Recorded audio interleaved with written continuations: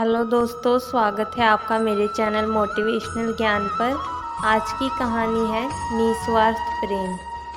पुराने समय में एक व्यक्ति के परिवार में बार बार विवाद होते थे। वह इस बात से बहुत दुखी रहता था। तंग आकर उसने एक दिन सोचा, अब मुझे संन्यास ले लेना चाहिए, और घर पर बिना किसी को कुछ बताए सब कुछ छोड़कर जंगल की ओर निकल गया। जंगल में उसे एक आश्रम दिखाई दिया। वहाँ एक आश्रम में पहुँचा तो उसने देखा संत पेड़ के नीचे बैठकर ध्यान कर रहे थे। दुखी व्यक्ति संत के सामने बैठ गया और उनका ध्यान खत्म होने तक इंतजार करने लगा।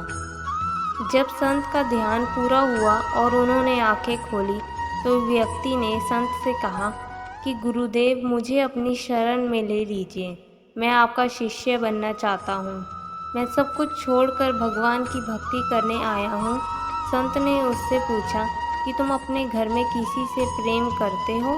व्यक्ति ने कहा कि नहीं, मैं अपने परिवार में किसी से प्रेम नहीं करता हूँ। संत ने कहा कि क्या तुमने अपने माता पिता, भाई बहन, पत्नी और बच्चों में से किसी से भी लगाव नहीं है? व्यक्ति ने संत को जवाब दिया कि ये पूरी दुनिया स्वार्थी है। मैं अपने घर परिवार में किसी से भी प्यार नहीं करता हूँ। मुझे किसी से लगाव नहीं है, इसलिए मैं सब कुछ छोड़कर संन्यास लेना चाहता हूँ।